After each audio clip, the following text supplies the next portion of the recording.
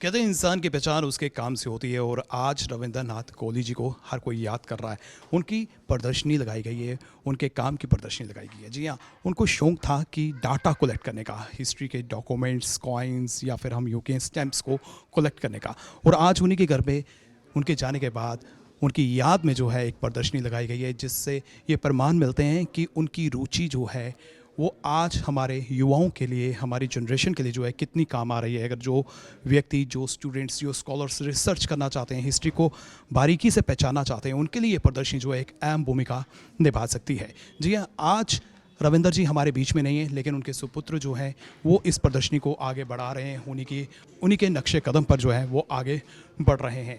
इस तरह की प्रदर्शनी जो है वो वाकई जो है हर किसी के लिए काम में आएगी। आने वाली जनरेशन को इससे बहुत सी चीज़ें जो है सीखने को मिलेंगी, हिस्ट्री को करीब से जाने का मौका मिलेगा।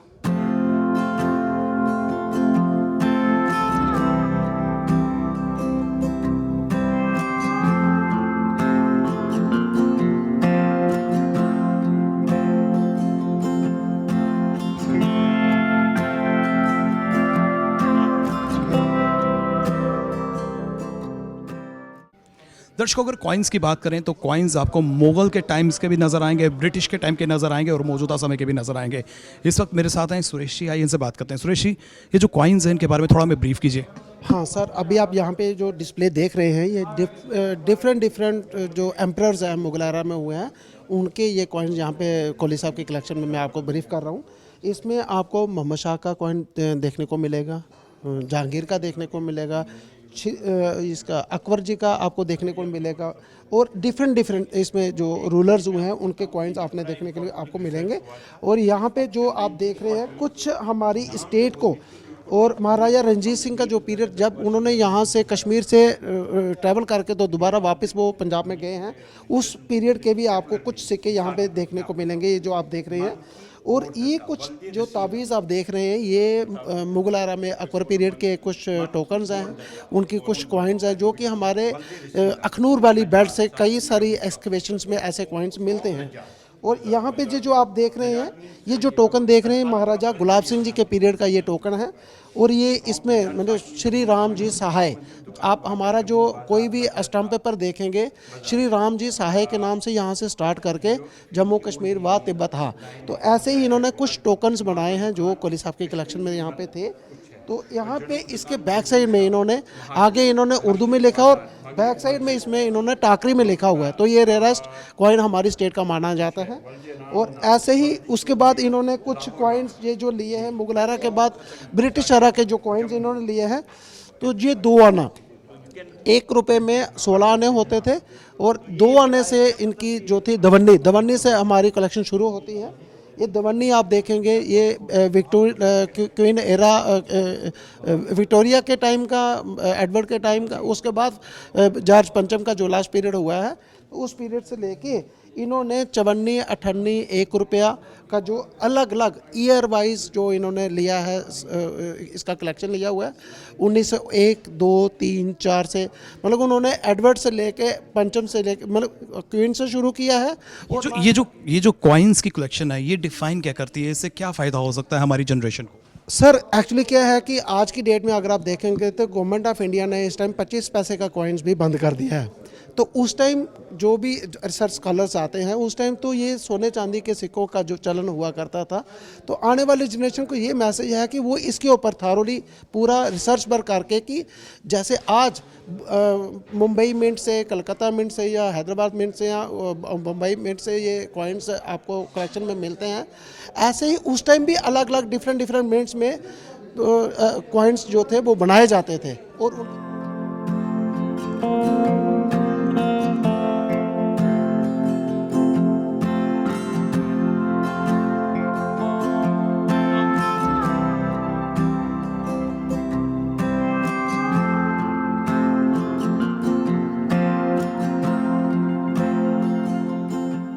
मैं फॉर्मर डायरेक्टर जनरल टूरिज़्म हूँ और इंटैक J&K का कन्वीनर हूँ। देखिए, ये जो हमारी तारीख़ है जिसको हिस्ट्री कहते हैं, इस हिस्ट्री के कुछ सोर्सेज हैं। आर्कियोलॉजी एक सोर्स है, किताबें एक सोर्स है, इसमें कुछ और कल्चरल मटेरियल है जिसको सोर्स हम कहते हैं। उसमें स्टैम्प, कॉइन, बाकी चीज़ें हैं। मैं आपको एक दिलचस्प एक दो चीज़ें बताऊंगा यहाँ।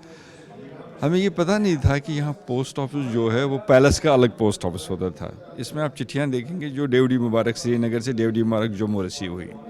एफिशिएंसी ऑफ सिस्टम पता नहीं चेतन ने आपको बताया। चिट्ठी सुबह 6 बजे लाहौर से चलती है, शाम को 6 बजे रिसीव होती है जम्मू में।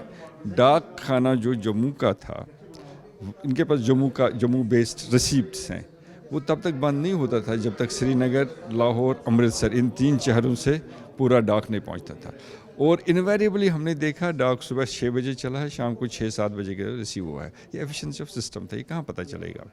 हमें ये भी पता था कि जब यहाँ स्टेट्स की स्टैम्प्स कम होती थी या ख़त्म होती थी तो दरबार क्या करता था महाराजा का, वो बाकी स्टेट्स की स्टैम्प्स खरीदता था। तो आपके पास कोचीन स्टेट की स्टैम्प है, उस पर अब ये कहाँ से पता चला कि ये जे.एंड.के स्टेट ने यूज़ की, उस पर स्टैम्प आती थी जे.एंड.के स्टेट की। ये हमारे राजवाड़े जैसे भद्रवाह जागीर है। जागीर एक सेमी इंडिपेंडेंट और सेमी सॉवरीन सेटअप होता था। वो स्टैम्प तो स्टेट का यूज़ कर, ऊपर मोहर लगाते थे जागीर की। एक और हैरान कुन बात है जो यहाँ मुझे लगता है कि मैं यूनिवर्सिटी में भी बात करता हूँ इस चीज़ के लिए, उनको देखना पड़ेगा। पुंछ स्टेट है तो रियासत का हिस्सा, मगर उनका अपना एक स्टैम्प होता था जो छपता था। अब उसकी अहमियत क्या है कि पुंछ स्टेट अपनी स्टैम्प, वो अपनी सॉवरेनिटी और इंडिपेंडेंस असर्ट करते थे क्योंकि हमारा अपना स्टैम्प है, जैसे अपना कॉइन है। ये हमेशा तारीख में रहा है। जो भी नया राजा बादशाह था अपने नाम से कॉइन छापता था। उन वक्तों में तो करेंसी फिर कॉलोनियल पीरियड में यूनिफॉर्म हो गई थी, मगर स्टैम्प्स यूनिफॉर्म नहीं हुई थी। तो ये हमारे हिस्टोरिकल सोर्सेज के लिए कॉइन, स्टैम्प, या आपने यहाँ डॉक्यूमेंट्स देखे होंगे सेल परचेज के डेटेड डॉक्यूमेंट्स, ये सबसे अहम हैं और इस पर काम करने की ज़रूरत है। इस वक्त मेरे साथ हैं रविंद्रनाथ कोहली जी के बेटे चेतन कोहली जी। आइए इनसे बात करते हैं। सर बहुत बहुत स्वागत है आपका। जी, गुड, थैंक यू। सर आज की प्रदर्शनी के बारे में थोड़ी सी जानकारी दीजिए। पहले तो मैं सबका थैंक यू करना चाहता हूँ कि आप लोग सब यहाँ पे आए, इनको कवर किया।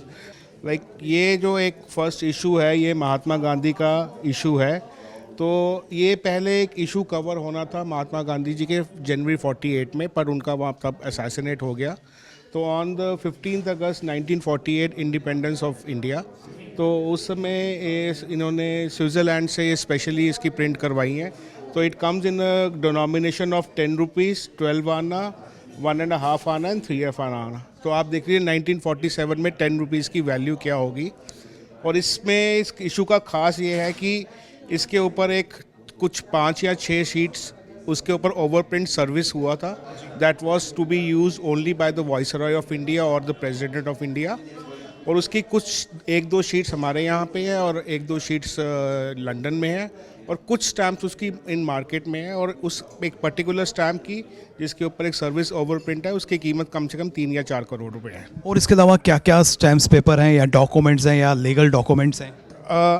आप लोगों ने कभी सुना होगा जम्मू का, तो हमारा नाम जम्बू से स्टार्ट हुआ, JAMBU, तो काफ़ी बार नाम चेंज हुआ। तो ये एक टेलीग्राफ की रिसीप्ट है 1903 में जिसका कैंसलेशन इज़ JUMOO, तो which itself is a part of a history की, मतलब उस टाइम पे टेलीग्राफ वाले जम्मू को जम्मू लिखते थे। Then there are 2 rare stamps. इसमें हमारी एक जागीर होती थी भद्रवाह, उसमें जो रेवेन्यू स्टैम्प्स यूज़ होते थे वो हमारी स्टेट की JNK की यूज़ होते थे। तो उसके ऊपर इस पर ओवर प्रिंट भद्रवाह जागीर लिखी जाती थी। Another part of history is की जैसे रघुनाथ टेम्पल हम सब जानते ही हैं, हमारा एक जम्मू का काफ़ी टूरिस्ट प्राचीन मंदिर है, टूरिस्ट प्लेस है और हमारी काफ़ी भावनाएं उससे है। तो दिस एनवलप शोज़ की रघुनाथ मंदिर में एक पोस्ट ऑफिस होता था किसी टाइम पे जिसका अपना रजिस्टर्ड एक लेबल होता था जो आज एग्जिस्ट नहीं करता।